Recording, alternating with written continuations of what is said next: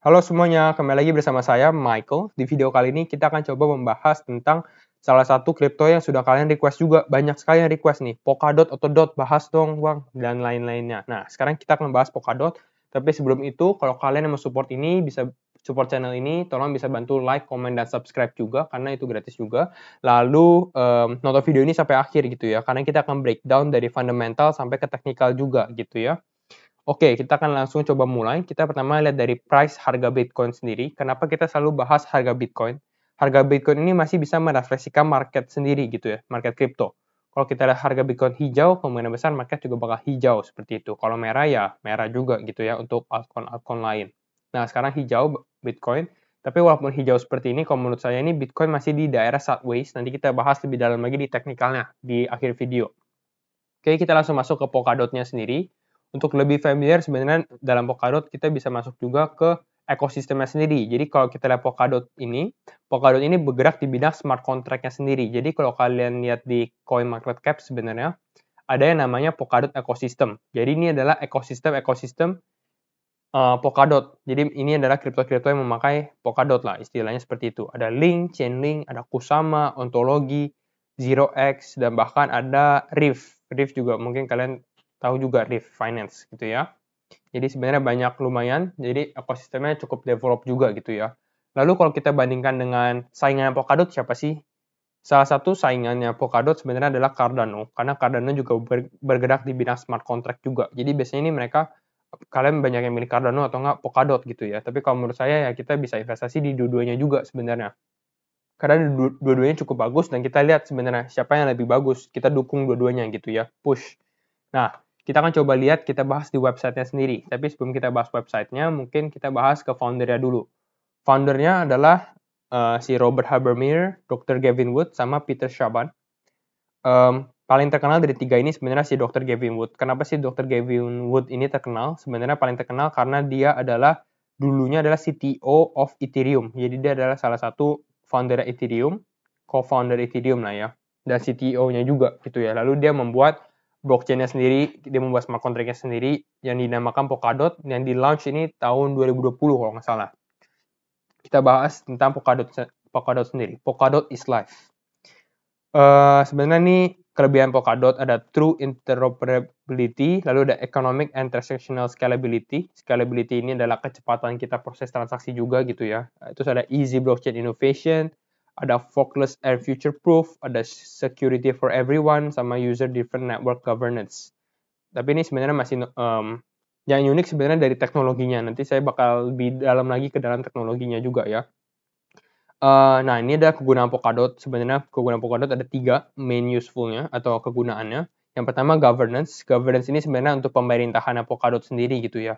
Untuk menjaga ya pemerintah, hukum-hukumnya dan lain-lainnya juga. Lalu bisa buat staking juga, lalu ada buat bonding di dalam para chain-nya juga. Nanti kita bahas ke chain-chain-nya ada apa aja sih di Polkadot. Mungkin kalian familiar dengan namanya para chain, relay chain, dan lain-lainnya juga. Nah, terus scroll ya, cuma itu doang. Lalu kita masuk ke dalam teknologinya saja nih. Ini yang cukup menarik dan mungkin kalian agak susah untuk dimengerti, tapi saya coba jelaskan secara mudahnya juga ya.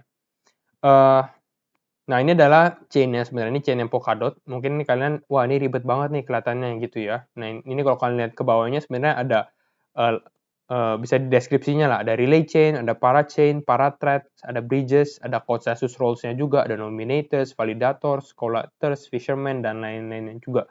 Tapi kita fokus ke yang main-nya aja nih. Jadi ini ada simplified-nya atau ada yang lebih mudahnya gambarnya. Nah, ini kalian bisa lihat dalam light paper-nya. Light paper Polkadot kalian bisa baca sendiri walaupun ini dalam bahasa Inggris juga gitu ya. Tapi kalau kalian mau download itu buka website Polkadot. Di sini ada light paper, kalian klik aja light paper nanti keluarnya ini. Nah, ini sebenarnya mudahnya.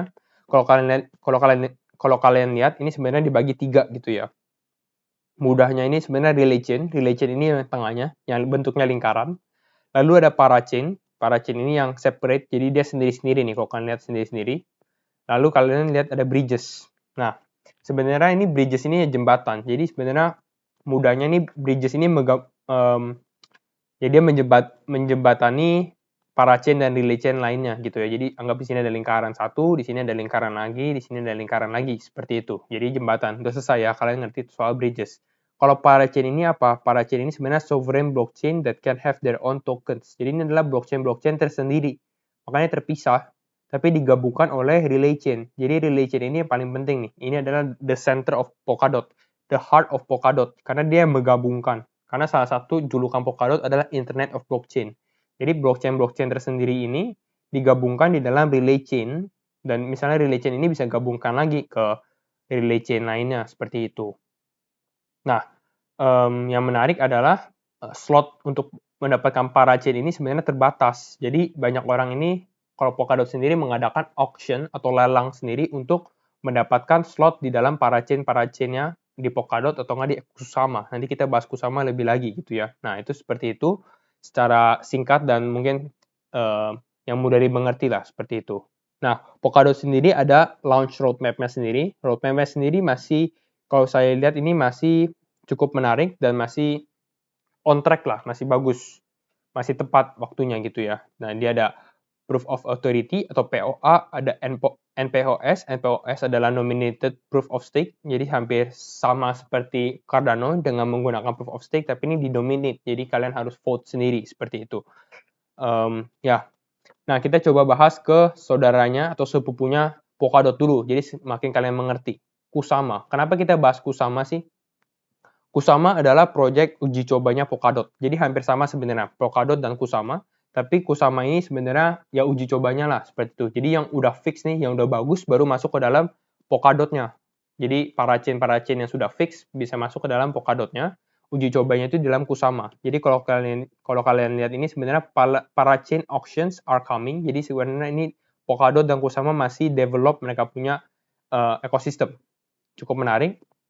The Scalable Multi-Chain Network for Radical Innovation. Jadi intinya mereka sih lebih ke arah scalable. Jadi lebih cepat bisa proses transaksinya tuh secara bersamaan dengan paralel, karena namanya paralel ya. Jadi lebih cepat lah, karena itu salah satu kelemahannya Ethereum juga gitu ya, scalabilitas seperti itu. Nah, ini origin of Kusama. The relationship between society and technology has deteriorated to the point where large entities routinely stretch and overstep their authority. Intinya adalah ini adalah relasi antara sosial sama teknologi juga ini sudah semakin berkurang juga, to the point di mana saatnya banyak large entities atau perusahaan-perusahaan juga routinely ini banyak yang overstep lah, mengambil atau menggunakan sosialnya gitu, seperti itu. Nah, Kusama is a network built as a risk-taking, fast-moving canary in the coal mine for its cousin Polkadot. Intinya adalah Kusama ini memang risk-taking lah. Dia lebih yang berbahaya karena dia yang proses uji cobanya lah ya, seperti itu. Dia fast-moving canary in the coal mine. Canary sebenarnya yaitu burung kanari ya. For its cousin Polkadot. Jadi mereka sendiri bilang bahwa Polkadot dan Kusama ini sepupuan lah. Mereka sepupu, seperti itu. Waris Kusama dan lain-lainnya kalian bisa cek sendiri. Kalau kalian lihat ini parachain slot auction. Nah, ini sebenarnya parachain ini kalau kalian lihat nah ini parachain ini Kusama ini sendiri membuat auction-nya. Jadi lelang-lelangnya nih. Kalau kalian mau mengikuti atau mau tahu, nah slot-slot ini sebenarnya dilalangin nih satu-satu. Jadi sebenarnya ini ada slotnya Polkadot, parachain-nya Polkadot, lalu anggap aja ada satu lagi namanya parachain-nya Kusama seperti itu. Jadi mereka berdua sebenarnya. Tapi yang Kusama ini untuk uji cobanya, seperti itu. Nah, ini adalah the key to Kusama Scalable Multi-Chain Architecture. Parachain connect to the network by leasing a slot on the relay chain via permissionless auction. As Polkadot Canary Network, Kusama will roll out parachain auction first for testing and optimization. Intinya adalah Kusama akan melakukan parachain auction first. Jadi dia akan duluan. Karena kan dia sebenarnya proyek uji cobanya lah, seperti itu. Expect chaos. Jadi ya kita harus berekspektasi bakal ada kekacauan lah, istilahnya seperti itu. Nah ini kalau kalian mau tim developer untuk participate di dalam lelang ini bisa. Mungkin kalian bisa baca lebih lagi. Nah, kita baca di ini. Why Polkadot could be a great buy for crypto investors. Jadi memang salah satu Polkadot ini bagus juga. Harganya itu cukup stabil sebenarnya dan sangat bagus. Salah satu rekomendasi untuk berinvestasi di dalam cryptocurrency. Jadi crypto untuk investasi lah, seperti itu. Kalau kita lihat, kita langsung masuk ke Polkadot Advantage, sama aja sih sebenarnya. Advantage-nya adalah lebih ke arah scalability atau skalabilitas. Kalau kita bandingkan dengan Bitcoin dan Ethereum, have processed roughly 3 transaction per second atau 15 transaction per second. Jadi kalau misalnya Bitcoin ini cuma bisa sekitar 3 sampai 4 transaksi lah per detik. Kalau Ethereum sendiri sekitar 15 transaksi per detik gitu ya. Kalau Polkadot bakal lebih banyak lah seperti itu. Kalau dibandingkan dengan Visa, bisa 4.840 transaksi per second per detik seperti itu. Kenapa Polkadot bisa transaksinya lebih cepat atau bisa approve-nya? Karena mereka menggunakan parachain. Polkadot can process more transaction in parallel. Jadi parachain ini, kalau kalian bahas lagi ke sini, ini transaksinya paralel bersama-sama. Jadi semakin cepat lagi seperti itu. Jadi ini teknologinya Polkadot. Intinya apa? Polkadot goal is to build a completely decentralized internet. Jadi untuk tadi saya bilang Internet of Blockchain. Nah, istilah seperti itu. Kan decentralized internet. One where users can securely access any type of decentralized application or service. Ya, notably, Polkadot's ability to connect and secure an ecosystem of blockchain make it more scalable solution than its predecessors. Predecessors ya sebelum-sebelumnya lah seperti itu. Jadi Polkadot punya ability atau dia punya skill atau keahlian untuk connect satu sama lain ini bakal menjadi kelebihannya dalam skalabilitasnya lah seperti itu. Nah, kita akan coba bahas ke newsnya yang terbaru. Newsnya Polkadot yang terbaru sebenarnya ini salah satu venture capital atau salah satu yang ya venture capital yang untuk investasi lah, mereka yang menyediakan dana gitu ya. Ini launches 30 juta $30 million untuk Polkadot Fund. Jadi ini diinvestasi lah seperti itu. The first of its kind fund will invest its project bidding for parachain slot on Polkadot and Canary Network Kusama. Jadi yang diinvestasikan adalah di Polkadot Network dan juga Kusama lah seperti itu. Asia-based private venture capital Master Ventures launched a 30 million fund for crypto project aiming for parachain slot on Polkadot. Jadi intinya inilah untuk investasinya juga. Lalu ini untuk lebih ke arah ke auction-nya yang tadi Kusama auction juga lelangnya untuk parachain-nya yang ini, parachain slot auction seperti itu. Jadi cukup bagus untuk Polkadot dan juga Kusama ya. Ini kanari, burung kanari kalau kalian mau tahu. Nah, kita akan bahas ke teknikalnya sendiri. Jadi kalau kita bahas ke teknikalnya Bitcoin dulu, status Bitcoin sebenarnya masih dalam pola segitiganya ya. Jadi kita belum tahu nih apakah masih bagus atau enggak. Karena yang bagusnya, good scenario adalah di mana harganya bisa naik, breakout, mungkin dia akan retest lagi, turun ke bawah dulu, baru naik ke atas lagi. Nah ini adalah paling bagus, situasi yang paling bagus. Kalau yang nggak gitu bagus ya sebenarnya dia naik ke atas, lalu turun lagi. Seperti itu. Nah ini sebenarnya kita nggak mau. Tapi kalau menurut saya, kemungkinannya lebih besar untuk Bitcoin ini bisa breakout ke atas seperti itu. Karena apa? Karena memang ini Bitcoin sudah tes lagi, lalu sudah berkali-kali tes juga gitu ya. Dan ini memang ada fake breakout juga di sini sebenarnya, false breakout. Tapi mungkin saat ini mungkin bisa lebih positif. Lalu tujuan Bitcoin kemana? Tujuan Bitcoin sebenarnya kalau target saya itu ke daerah 42.000. Tapi sebelum itu Bitcoin harus bisa break dulu nih. Di resisten dia di 40.000 psikologinya sendiri.